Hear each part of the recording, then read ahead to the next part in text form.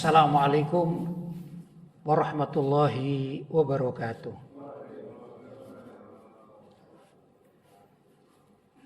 Alhamdulillah. Wassalatu wassalamu ala Rasulillah Sayyidina Muhammad ibn Abdillah wa ala alihi wa sahbihi wa man wala wala hawla wala quwata illa billah, amma ba'd. Hadratul Mukarramin, Ma'asyiral asatidzah al-kurama, para jamaah sholat asar di Masjid Al-Ikhlas yang dirahmati oleh Allah. Alhamdulillah saya dapat bersilaturahim dengan bapak-bapak. Ini ada ibu-ibunya juga. Dan juga ibu-ibu barangkali ada yang hadir. Alhamdulillah. Baru pertama kali ini saya masuk di masjid yang sangat mulia ini. Mudah-mudahan silaturahim kita bisa berkesinambungan sejak hari ini dan seterusnya, bahkan kelak tatkala kita menghadap Allah Subhanahu wa taala dicatat sebagai orang yang ahli silaturahim. Bapak-bapak dan ibu-ibu yang dirahmati oleh Allah, hari ini tepatnya ini liburan nasional ini. Jadi jalanan di mana-mana ini banyak yang macet, terutama di Malang ya. Saya masuk ke kota Surabaya, ternyata lebih sepi daripada jalan di Malang. Karena di Malang tempat wisata, sehingga hari ini hari libur nasional. Kebetulan juga liburan sekolah. Jadi rupanya sebagian dari kita sedang melaksanakan kegiatan keluarga ya. Namun tetap kita bermohon kepada Allah, mudah-mudahan saudara-saudara kita, keluarga kita yang hari ini tidak bisa hadir dalam majelis-majelis taklim dan mereka sedang melaksanakan kegiatan keluarga, tetap diberi Allah Subhanahu wa taala kebaikan dan dijaga juga keislaman mereka, keimanan mereka, akidah mereka, mudah-mudahan tetap terjaga. Allahumma amin. Mengapa saya berdoa agar keimanan saudara-saudara kita tetap terjaga? Karena di bulan Desember ini namanya bulan fitnah. Fitnah di sini bagi kehidupan akidah umat Islam. Terutama lagi sejak kemarin dan nantinya pada malam tahun baru. Ini fitnah akan terus melanda saudara-saudara kita. Bahkan tidak menutup kemungkinan ini keluarga kita sendiri. Entah itu anak, entah itu keponakan, entah itu cucu, ya, keluarga dekat kita ini. Terkadang di bulan-bulan dan hari-hari semacam demikian ini, yaitu hari akhir tahun Masehi. Ini sering terdapat fitnah-fitnah yang melanda gitu. Saya katakan fitnah yang melanda. Apa itu fitnah? Kalau kita mengatakan fitnah itu misalnya seperti, mohon maaf, kita sedang sendirian, kemudian tetangga kita misalnya kurang suka sama kita difitnah misalnya. Itu ya fitnah. Kita tidak mencuri, dianggap mencuri, itu juga fitnah. Atau saudara kita misalnya, kita tidak pernah berbuat jahat sama saudara kita, kemudian kita dibully, dikatakan wah ini tukang menghancurkan rumah tangga orang misalnya ya. Itu juga namanya fitnah. Tapi yang saya maksudkan di sini fitnah justru terkait dengan akidah umat Islam secara makro. Apa itu?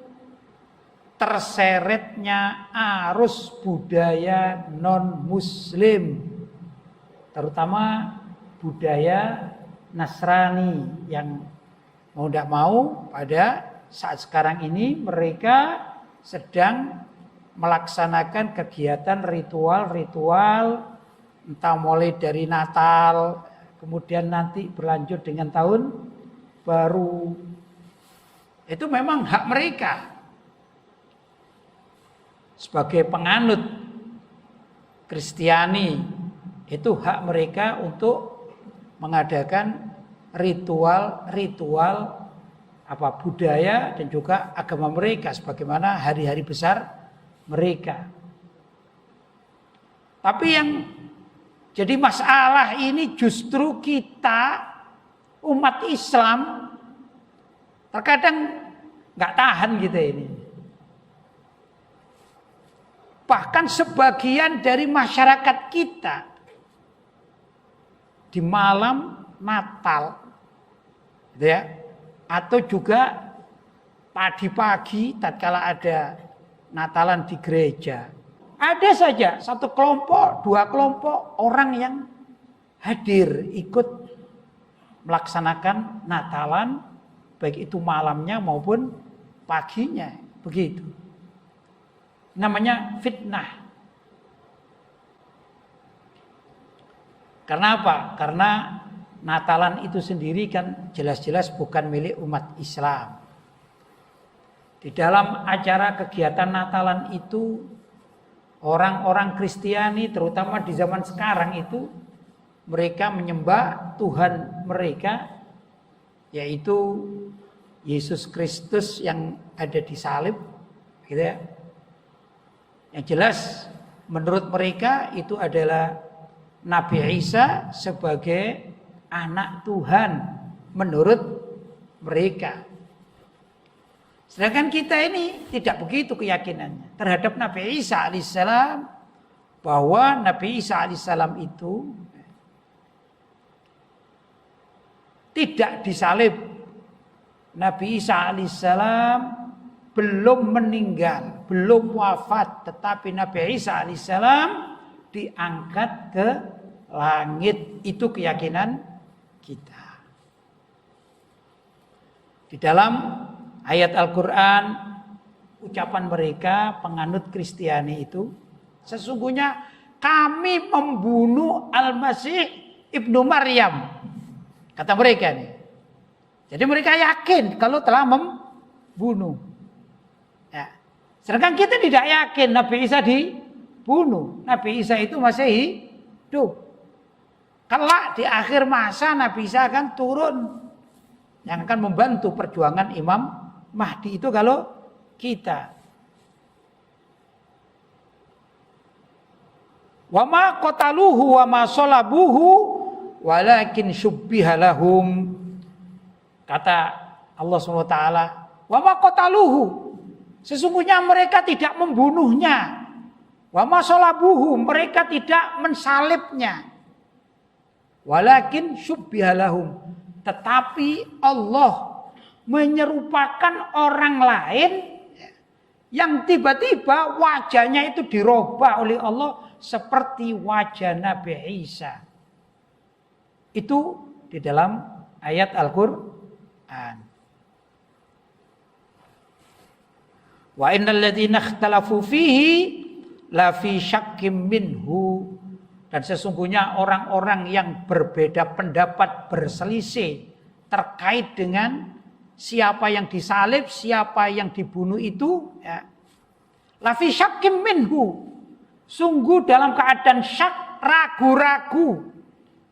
Apa ini Nabi Isa yang disalib apakah Nabi Isa yang dibunuh, yang ditangkap, atau bukan.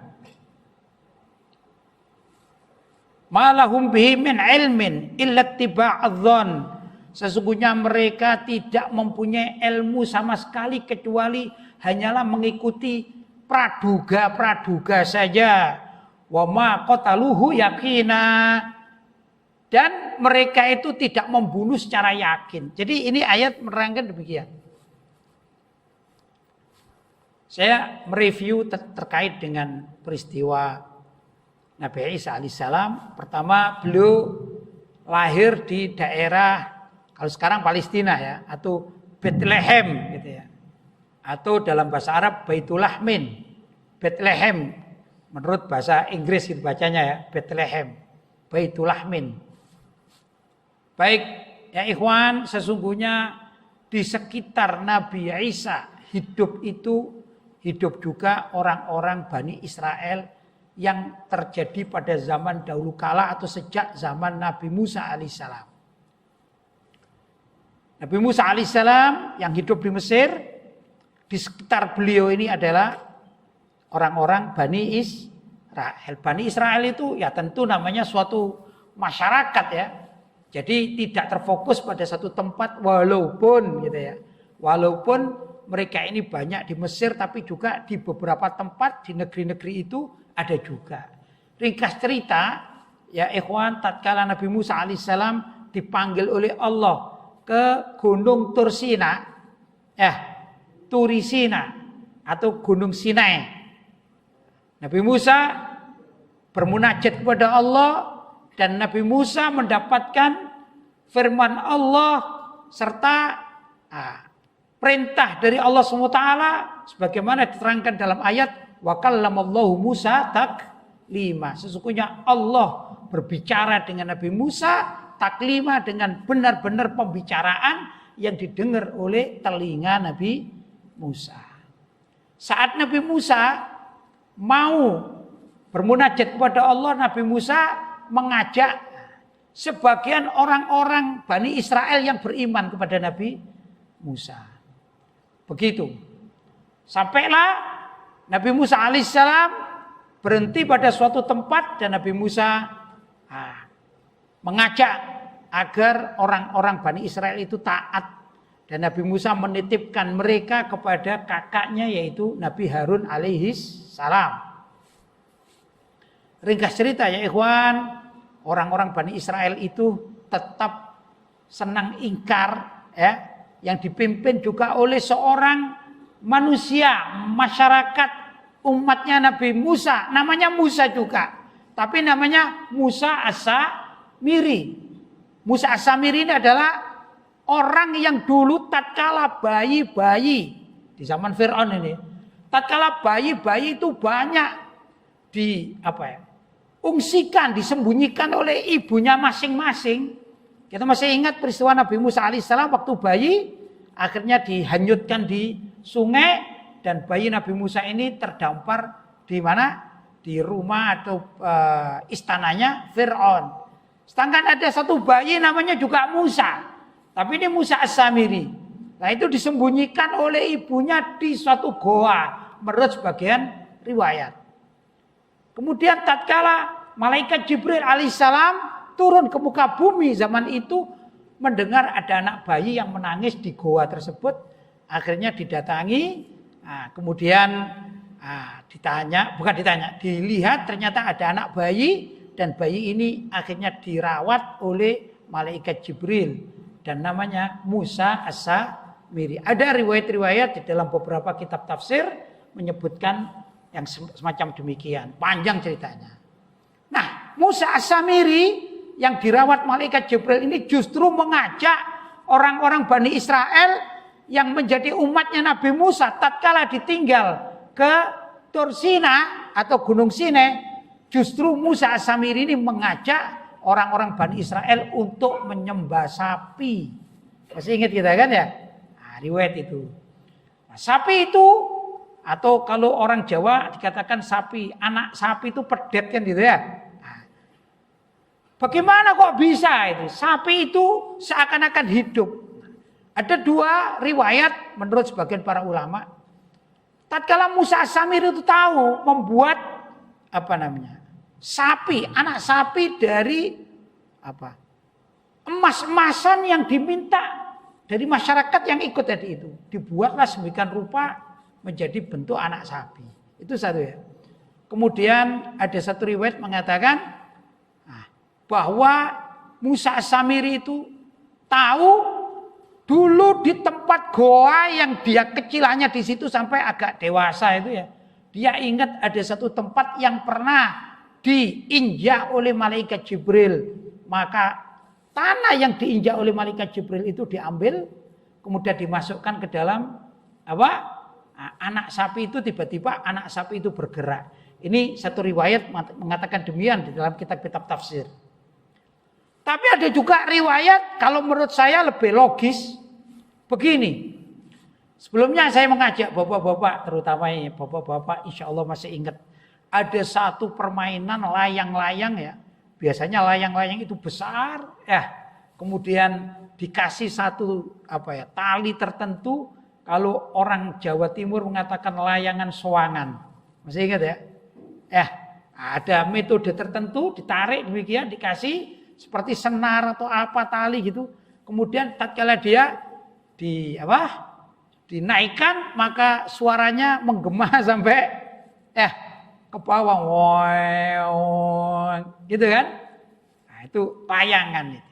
Ternyata Musa As-Samiri juga membuat satu metode pada anak sapi yang dia buat itu dengan lubang-lubang tertentu, maka tatkala diletakkan di satu perbukitan, sapi itu seperti mempunyai suara, padahal angin lah yang masuk ke dalam badan sapi itu. Ya kurang lebih seperti bersiul gitu ya. Nah, tatkala ada angin masuk ke tubuh sapi itu, maka Musa As-Samiri mengatakan, "Wahai kaumku, ini Tuhan kita sudah datang. Tuhan yang dipanggil oleh Nabi Musa itu sekarang datang pada kita. Ini masuk buktinya. Ada suara, ayo kita sujud." Akhirnya orang-orang yang memang awam sekali ikut sujud kepada sapi atau anak sapi bikinan Musa As-Samiri. Nah, begitulah riwayatnya. Ringkas cerita ya ikhwan, saat itu tatkala Nabi Musa alaihissalam turun selesai mendapatkan firman Allah, wa kallamallahu Musa taklima, betul-betul diajak bicara, maka Nabi Musa turun dan mendapati kaumnya sudah musyrik. Gitu ya. Maka Nabi Musa marah protes kepada Nabi Harun kakaknya. Begini, Nabi Musa itu secara kholqiyah itu bentuk badannya itu besar, kuat. Sedangkan Nabi Harun itu tidak, kakaknya ini. Nabi Harun diberi keistimewaan ahli diplomasi. Tapi badannya kecil. Sedangkan Nabi Musa ini diplomasinya kurang, tapi badannya besar. Begitu ya. Jadi kayak Amlak itu manusia raksasa, barangkali begitu ya. Kuat gitu.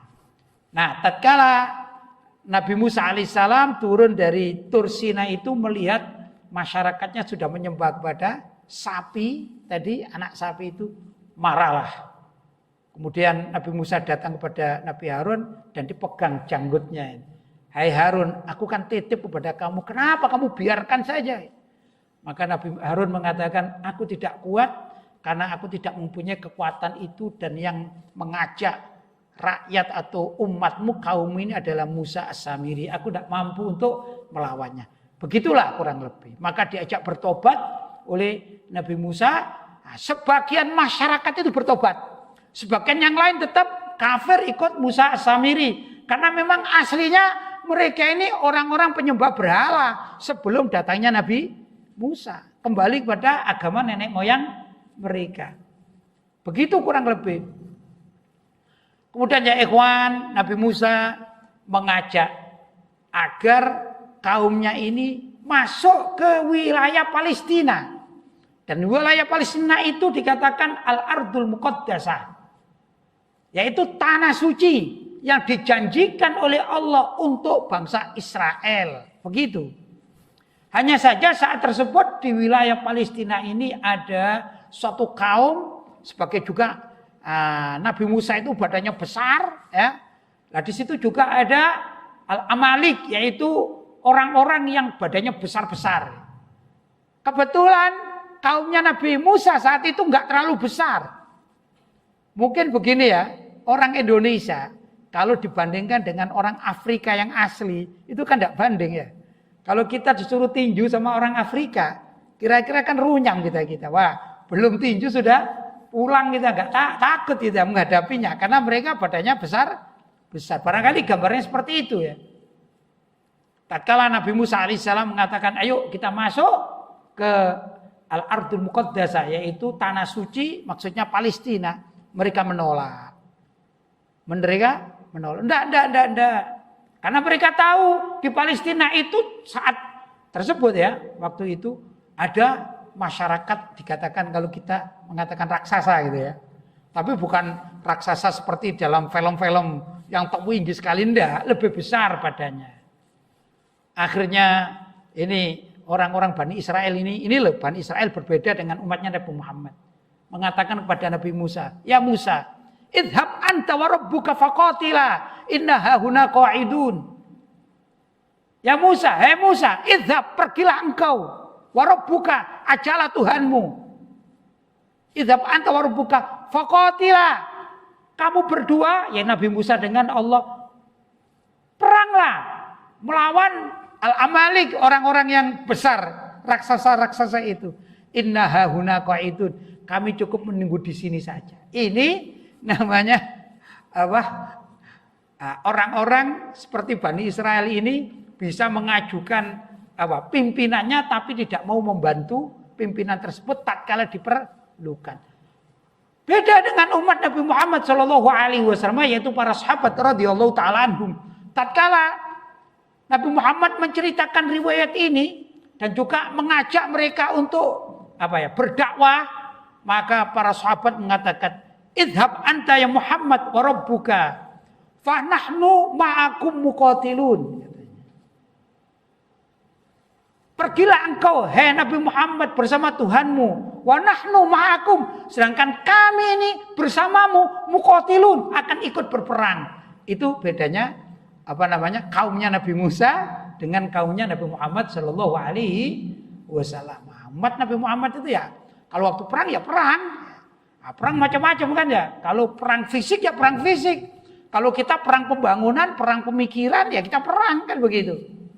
Itu ya ikhwan terkait dengan riwayat Nabi Musa. Kemudian berjalan kaumnya Nabi Musa, sebagian ada yang masuk di Palestina, sebagian juga tidak, sebagian masih di luar Palestina.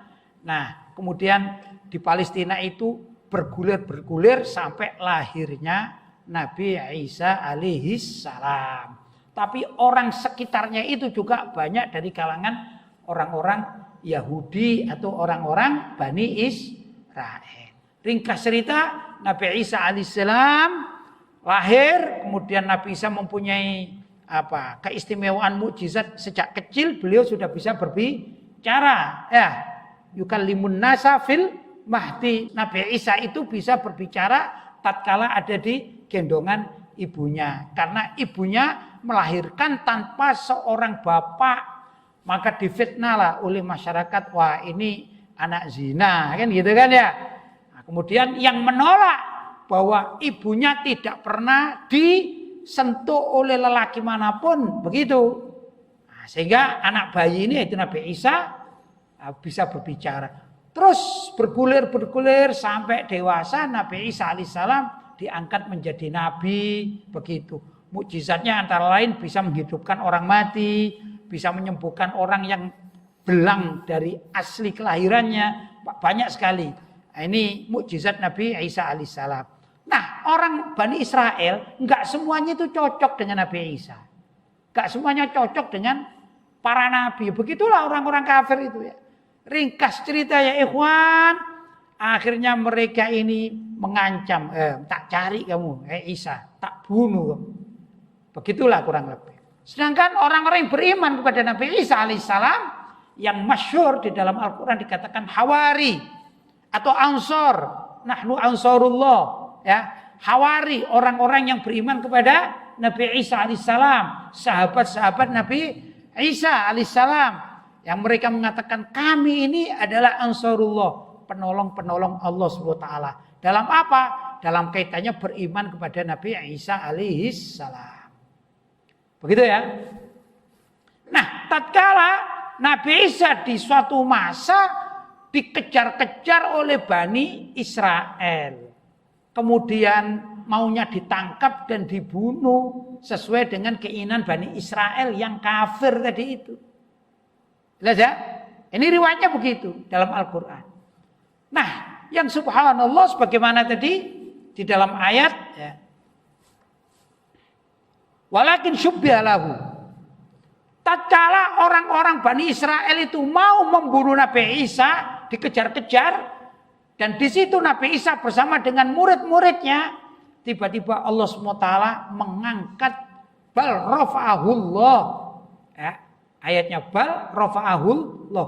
Tetapi Allah mengangkat Nabi Isa ke langit. Nah, begitu ya. Kemudian orang-orang tadi yang mengejarnya mendapati seorang yang badannya berbeda dengan badannya Nabi Musa, Nabi Isa. Saya katakan badan saya ini bukan berarti gemuk ya, bukan. Tapi bahkan saya ini kan tidak kurus, ya. Barangkali di sini ada jamaah, ada yang kurus gitu ya, badannya kurus memang kecil. Tentu kalau berjalan dengan saya nggak imbang, ya. Saya agak besaran, yang ini kecil. Saya sebut saja yang kecil ini, mohon maaf, saya sebut namanya Pak Agus misalnya. Saya Lutfi agak besar, ini Agus agak kecil. Jelas? Nah, tatkala orang-orang Bani Israel yang mau membunuh Nabi Isa sudah dekat, tiba-tiba wajah saya, ibarat begitu ya, wajah saya ini ya bukan berubah, seakan-akan ditempelkan kepada wajahnya Agus. Sedangkan Agus ini badannya kurus, lah saya badannya agak besar. Begitu kurang lebih gambarannya. Saya ibarat tadi saya gambarkan dalam bab ini, saya adalah diibaratkan Nabi Isanya. Saya diangkat sudah ruhan wa jasadan. Roh dan jasad diangkat, hilang sudah ke langit. Yang tertinggal namanya Agus. Masalahnya wajahnya wajah saya, tapi badannya badan Agus. Karena itu mereka bingung juga. Ikhtalafa fihi.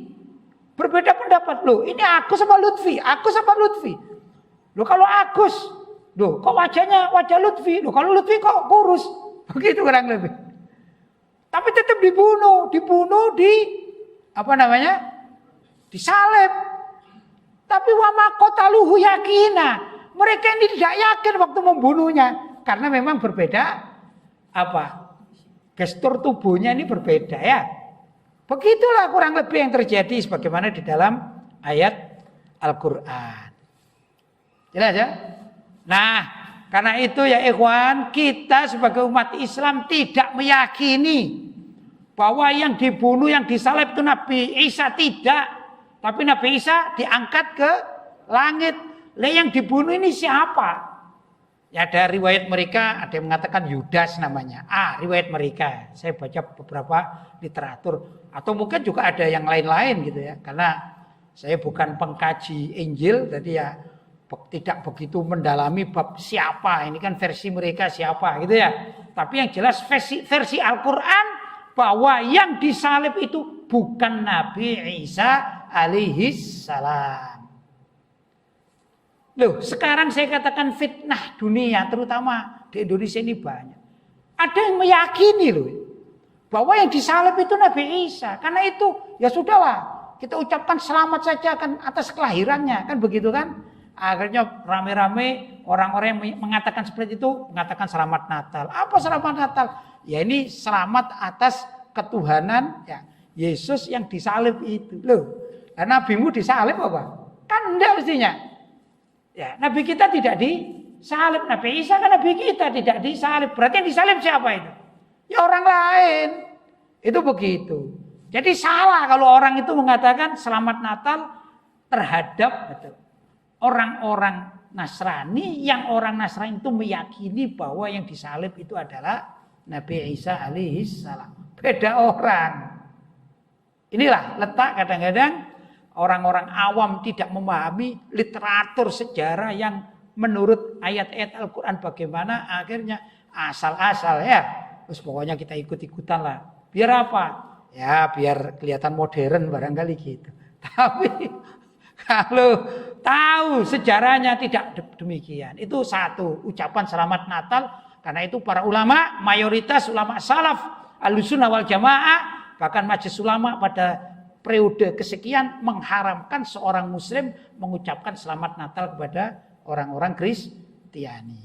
Ya, itu dasarnya semacam tadi. Itu baru ucapan selamat. Kita tidak boleh mengatakan assalamualaikum kepada orang non-muslim. Perlu diingat di dalam kitab Al-Adhkar karya Imam An-Nawawi radhiyallahu ta'ala anhu dibahas bahwa ucapan assalamualaikum atau assalam itu kalimat assalam adalah ismun min asma'illah. Nama dari nama-nama Allah SWT. Assalamu al-muhaiminu. Ya. Kan ada kan al-jabbaru. Kan ada. Maka tidak pantas nama Allah itu disampaikan atau diucapkan kepada orang yang kufur kepada Allah. Tidak pas. Maka tidak boleh, haram hukumnya. Menurut Imam Nawawi dalam kitab Al-Adhkar. Ya. Sedangkan ya ikhwan, gimana kalau ada orang yang ikut duduk di dalam acara ritual Natalan dan yang sepertinya. Itu di dalam ayat Quran sudah disebutkan. Wa qad nazzala 'alaikum fil kitab. Sungguh kami Allah telah menurunkan di dalam Alkitab yaitu Al-Qur'an. Wa qad nazzala 'alaikum fil kitab an idza sami'tum ayatillah yukfaru biha wa yustahza'u biha. Kalau ada yang mendengarkan ayat-ayat Allah yukfaru biha, dikufuri, wa yustahza'u biha, dan dilecehkan. Maksudnya orang di luar Islam kan, orang di luar Islam, orang-orang kafir kan kufur atau tidak yakin terhadap ayat-ayat Al-Quran.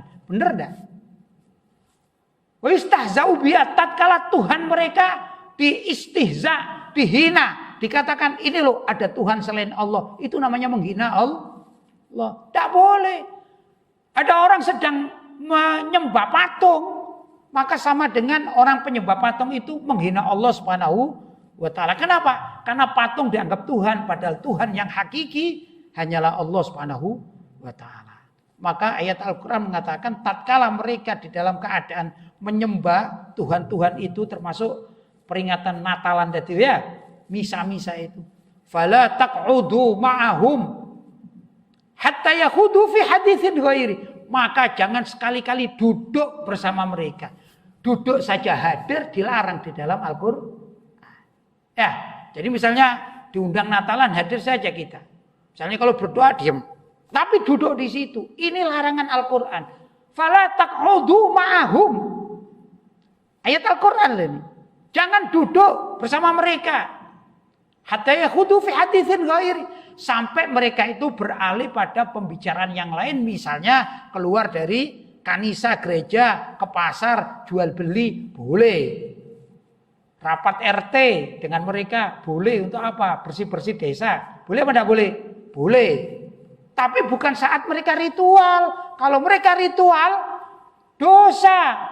Karena apa? Dilarang di dalam Al-Quran. Fala taqudu ma'ahum hatta yakhudu fi haditsin ghairi. Kata Al-Quran, innakum idzam mithluhum. Kalau kamu nekat duduk bersama mereka, duduk saja ini ya. Tidak perlu mengikuti amin-amin mereka atau doa mereka. Duduk saja dalam Al-Quran. Innakum idzam mithluhum. Kalau kau nekat duduk di dalam ritual mereka, Natalan mereka, sesungguhnya kamu itu idzam mithluhum. Sama dengan mereka. Kata orang Jawa, persis dengan mereka. Menurut para ulama, di dalam apanya persis samanya itu? Fil kufri, di dalam kekufuran. Jadi yang duduk saja diundang hadir, itu sesungguhnya ada nilai kekufuran. Karena namanya hadir itu kan senang kan? Ya. entah sungkan, entah apa, senang. Tapi kalau nggak mau, nah ini namanya tidak suka. Kita wajib tidak suka terhadap kekufuran. Karena apa tadi? Innakum idzam mithluhum. Kalau begitu engkau sama saja dengan mereka menurut para ulama fil kufri di dalam kekufuran. Innallaha jami'ul munafiqina wal kafirina fi jahannam jami'a. Sesungguhnya Allah SWT akan mengumpulkan orang-orang munafik. Orang munafik di sini adalah orang Islam yang mau hadir dalam ritual-ritual agama lain, yaitu entah Nasrani. Kalau sekarang zamannya ini ya masa orang Nasrani sedang beribadah. Biar saja mereka ibadah sesuai dengan keyakinan mereka. Ntar lagi ada galungan misalnya, ada lagi apa gitu ya. Ada orang-orang Chinese itu apa namanya? Biasanya Imlek. Itu urusan mereka.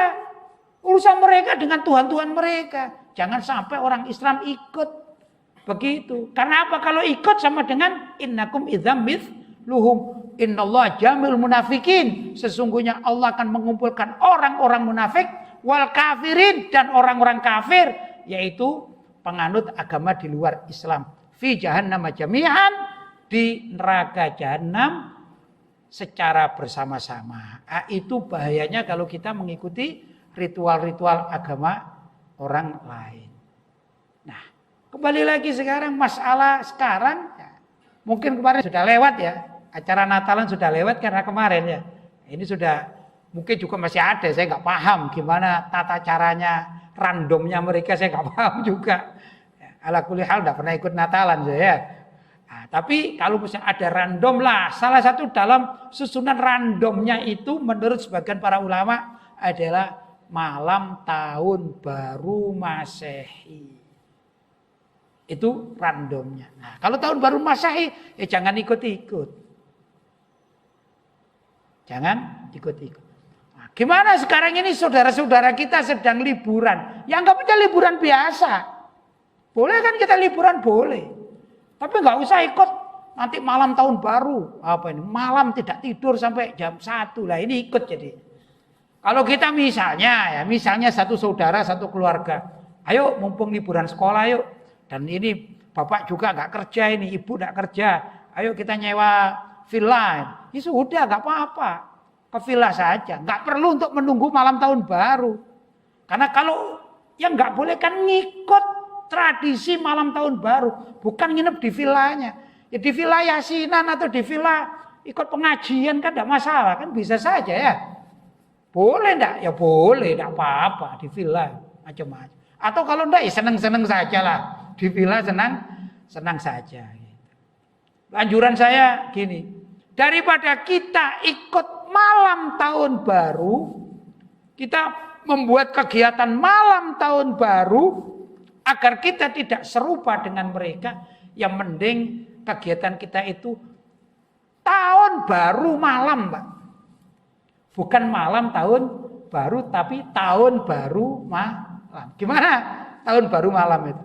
Kalau malam tahun baru kegiatannya adalah malam tanggal 1. Esok hari tanggal 1. Wah itu tempatnya memang milik mereka. Daripada begitu biar misalnya yang suka bakar-bakar jagung misalnya ya.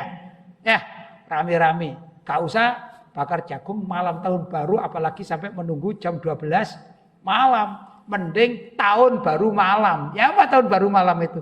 Tanggal 1-nya Pak sudah sepi. Betul?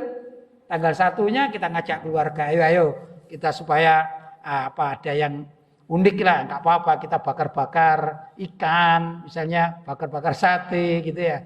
Tapi tanggalnya adalah tanggal 1 malam. Sudah tidak ada acara tasbih atau serupa dengan orang-orang di luar Islam. Tapi ya ikhwan, tetap saja kita perlu waspada. Itu kalau terpaksa ya. Kita perlu waspada anak-anak kita ini. Kalau sudah malam tahun baru atau deket-deket itu kan ada yang jualan trompet. Gitu ya. Nah, kalau kita punya anak, minta belikan trompet. Jangan belikan trompet, jangan. Trompet tahun baru, jangan. Kenapa? Kalau anak kita nangis, biarin saja nangis. Daripada anak kita nangis, kita kalah, kita belikan.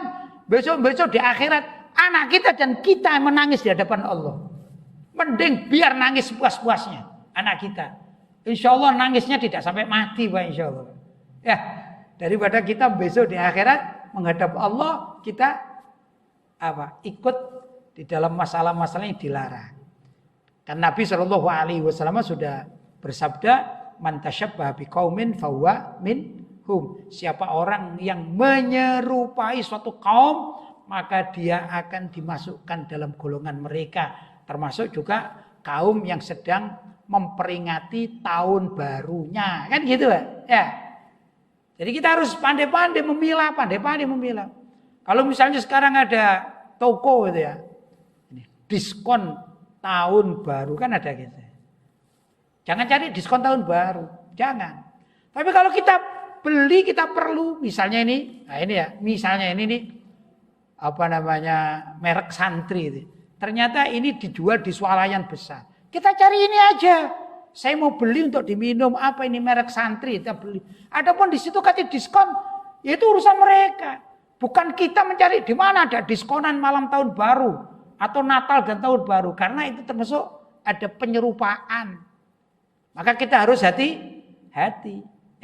Ini yang perlu kita kuatkan di dalam akidah kita dan umat Islam, terutama keluarga kita. Ada lagi nanti akan bermunculan, mungkin sekarang sudah ada orang jualan topi-topi ini ya, topi Sinterklas. Itu kan bukan milik kita, milik orang-orang kafir. Takut-takut kita nanti digolongkan sebagai orang munafik. Innallah jamul munafiqina wal kafirina fi jahannama jami'an naudzubillahi min dzalik.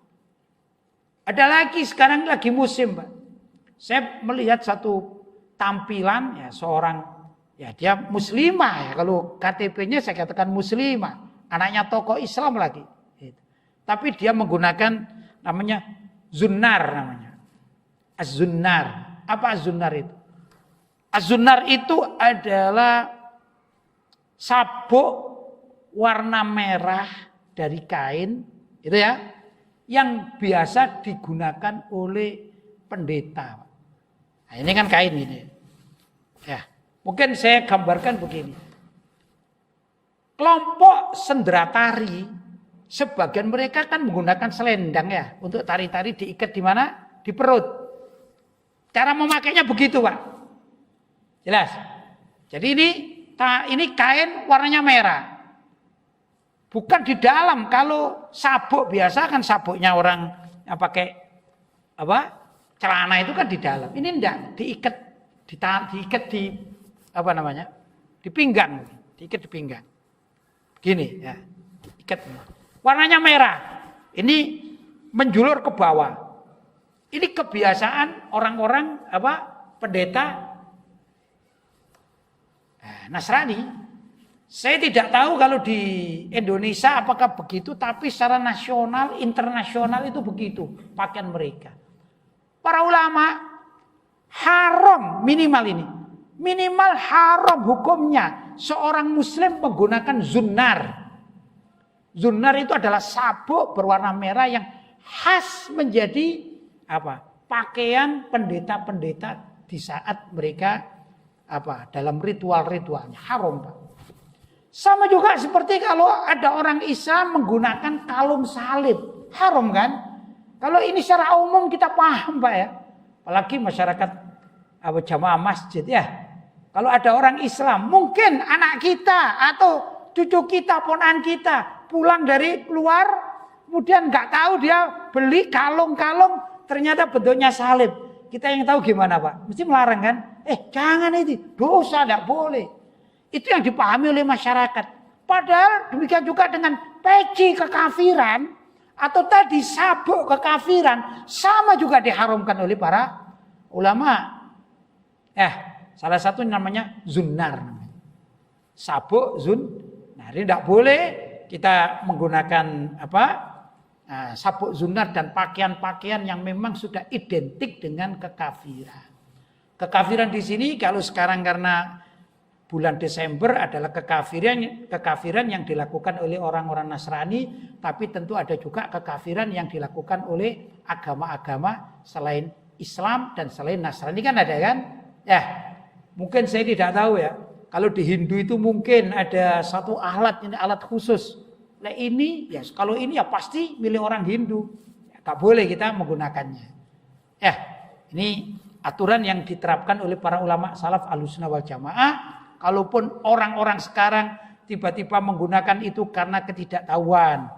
Tapi kalau misalnya ini, loh yang menggunakan itu loh tokoh Islam lagi. Kemungkinan adalah Islam liberal. Islamnya Islam liberal. Apa itu Islam liberal? Islam liberal adalah Islam yang mengikuti tradisi orang-orang orientalis barat. Dulu ada Snughogronya di Indonesia ini, ada Van der Plas. Ya. Nah, sesungguhnya mereka itu ingin merusak Islam dari dalam. Lah, ada sebagian tokoh-tokoh Islam tapi berpaham liberal mengadakan sesuatu yang di luar konteks keislaman, bahkan juga suka hadir Natalan, mengucapkan selamat Natal, menggunakan atribut-atribut kekafiran. Mereka biasa-biasa saja. Ya, naudzubillah min dzalik. Arti liberal itu adalah kelompok yang tidak mau terikat dengan aturan baku. Kalau liberal di dalam perdagangan berarti ada kelompok yang tidak mau diikat oleh aturan bisnis atau aturan niaga yang disepakati gitu. Kalau misalnya ada orang politikus liberal ya di dalam satu negara, maka politikus liberal itu adalah politikus yang tidak mau diatur oleh aturan negara. Nah, karena itu kalau ada orang mengatakan aku ini Islam tapi liberal, sesungguhnya dia adalah kelompok, dia memang beragama Islam KTP-nya tapi tidak mau diikat oleh aturan syariat baik Al-Qur'an maupun hadis serta hasil ijtihad para ulama salaf Ahlussunnah wal Jamaah. Jelas yang demikian ini adalah kelompok-kelompok sesat. Paham ya Bapak-bapak ya? Nah, mudah-mudahan kita pada hari ini dan seterusnya kita bisa menjaga keimanan kita, terutama akidah kita, keluarga kita. Jangan sampai keluarga kita ini tiba-tiba lepas, kita tidak tahu lepas sehingga mereka pada akhirnya kelak naudzubillah min dzalik tatkala meninggal dunia mereka tergolongkan dengan orang-orang munafik, yang orang-orang munafik itu besok akan dimasukkan ke neraka jahanam bersama dengan orang-orang kafir. Naudzubillahi min dzalik. Untuk itu saya bermohon kepada Allah SWT untuk kita semua, jamaah kita, orang tua kita, keluarga kita, anak-anak kita, cucu-cucu kita. Mudah-mudahan Allah menjaga akidah kita sampai kita menghadap kepada Allah Subhanahu wa taala. Bapak-bapak dan ibu-ibu, saya kira kajian untuk sore hari ini mudah-mudahan ada manfaatnya. Kurang lebihnya saya mohon maaf yang sebesar-besarnya. Hadza ma aqulu lakum wal afu minkum. Wassalamualaikum warahmatullahi wabarakatuh.